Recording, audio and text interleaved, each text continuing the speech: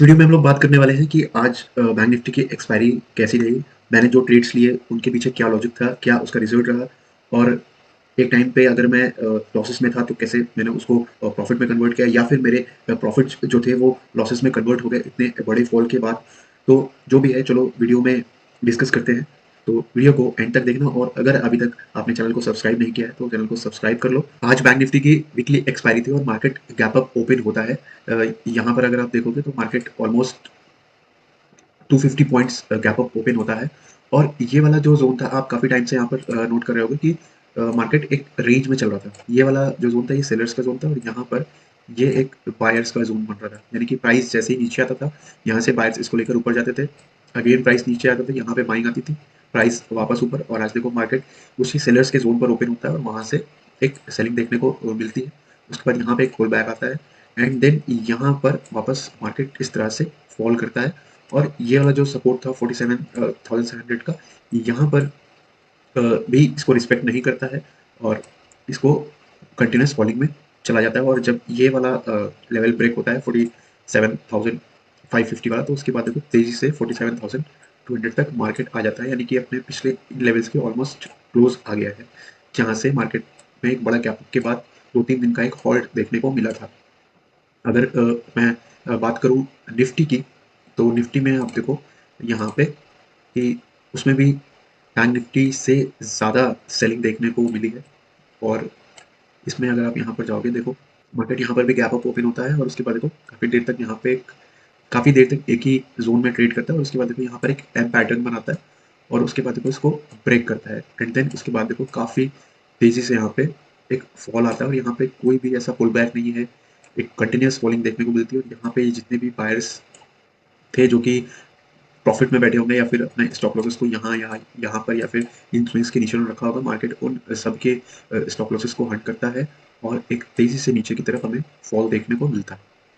तो आपकी bank Nifty की एक्सपायरी किस तरह से गई? क्या प्रॉफिट में क्लोज किया या फिर लॉस हुआ या फिर ब्रेक इवन में क्लोज किया?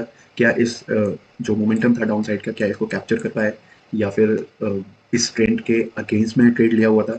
तो जैसा भी है कमेंट करके बता सकते हो और चलो मैं आपको अपने ट्रेड्स के कुछ लॉजिक एक्सप्लेन कर देता हूँ। तो इसके लिए हम लोग चलते हैं बैंक निफ्टी में और टाइम फ्रेम यहाँ पे 1 मिनट का कर लेते हैं और यहाँ पे हम लोग बैंक निफ्टी पे चलते हैं। मॉर्निंग में मैंने कोई भी ट्रेड एग्जीक्यूट नहीं किया था, इस ज़ोन में यहाँ पे कोई भी ट्रेड एग्जीक्यूट नहीं किया था और उसके बाद देखोगे कि यहाँ पे प्राइस फॉल कर रहा था, एक लोअर लो बना रहा था और उसके बाद देखो जब वापस से इसी ज़ोन में आया था जहाँ पे ये प्राइस सपोर्ट लेकर ऊपर गया था, तो यहाँ पर एक मैंने कॉल साइड का ट्रेड इनिशिएट किया था और उसमें एक छोटा-सा स्टॉप लॉस था इस वाली कैंडल के नीचे ही स्टॉप था, यानी कि अगर कैंडल इसके नीचे आके क्लोज़ करती, तो मैं यहाँ पे स्टॉप लॉस लेके एग्ज़िट हो जाता।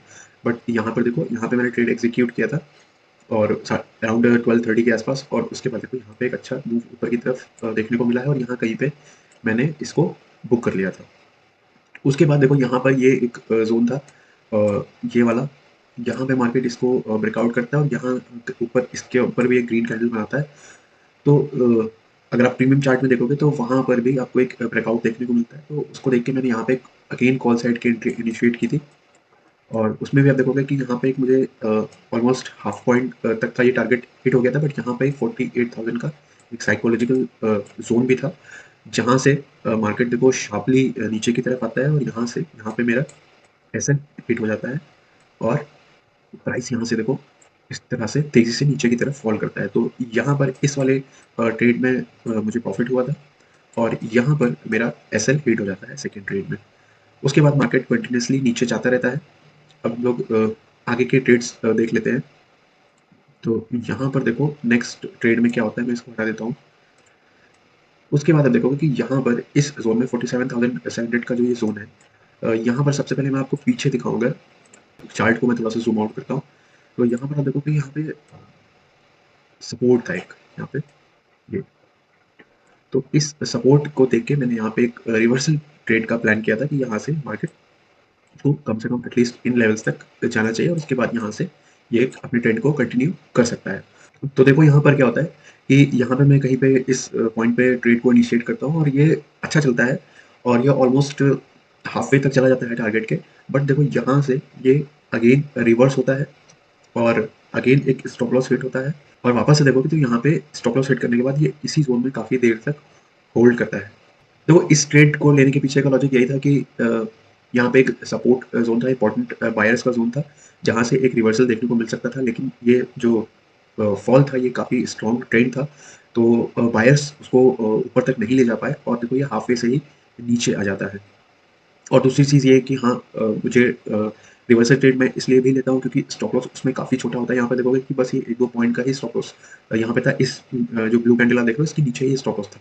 बट ये ऑलमोस्ट ऊपर चला जाता है और यहाँ पे मैं ट्रेल नहीं करता हूँ क्योंकि मैं एक बड़े टारगेट के लिए जा रहा था, क्योंकि यहाँ पे ऑलरेडी मेरा एक एसएल हिट हो चुका था और उसके पहले यहाँ पे मुझे प्रॉफिट हो चुका था इस ट्रेड में। तो फिर मैं यहाँ पे एक बड़े टारगेट के लिए जा रहा था कि अगर यहाँ से कोई रिवर्सल देखने को मिलता है तो फिर एक वापस से मार्केट इन ज़ोन तक या फिर इसके ऊपर यहाँ तक रिकवर कर सकती है। बट ऐसा नहीं होता है और प्राइस देखो वापस से नीचे आता है और ट्रेंड कंटिन्यू हो जाता है।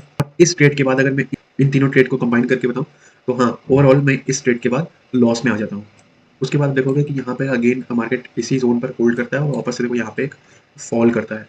तो अगेन जब यहाँ पे देखो थोड़ा-सा होल्ड करता है तो यहाँ पर भी मैं एक इस बार मैंने पुट साइड का ट्रेड इनिशिएट किया और ट्रेंड के साथ में गया और यहाँ पर मैं ऑलमोस्ट 47,500 का मैंने यहाँ पे पुट बाय किया था और यहाँ पे आप ये बहुत ही छोटा-सा टारगेट देख रहे होंगे। बट अगर आप प्रीमियम में इसको देखोगे तो यहाँ 50-60% से ज़्यादा का आरओआई जनरेट कर लेता है और उसके बाद मैं यहाँ पर इसे एग्ज़िट कर देता हूँ और उसी के बाद देखो अगली कैंडल कितनी तेज़ी से रिवर्स होती है और अगेन देखो ये जो यहाँ पे स्टॉप लॉस वाला पॉइंट था इसके ऊपर जाके क्लोज़ करती है। यानी कि अगर मैं यहाँ पे बुक नहीं करता तो अगेन मेरा एक बड़ा स्टॉप लॉस हिट होता और जो भी प्रॉफ़िट यहाँ पर मैंने जनरेट किया था वो सारा लॉस में कन्वर्ट हो जाता।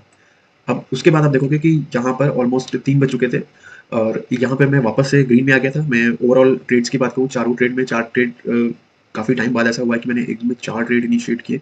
बट इस ट्रेड के बाद मैं प्रॉफ़िट में आ जाता हूँ और उसके बाद यहाँ पर मैं आगे कोई भी ट्रेड इनिशिएट नहीं करता हूँ। हालाँकि 3 बजे के बाद आप देखोगे यहाँ पर उसके बाद भी सेलिंग कंटिन्यू थी और मार्केट देखो इतना बड़ा फॉल आ गया और यहाँ पे अगर मैं इसको बुक नहीं करता या फिर मैं इसका स्टॉप लॉस बड़ा रखता, तो फिर यहाँ पे आगे काफ़ी ज़्यादा बड़ा टारगेट मैं बुक कर सकता था। लेकिन ट्रेडिंग में आपको रिग्रेट नहीं करना होता है।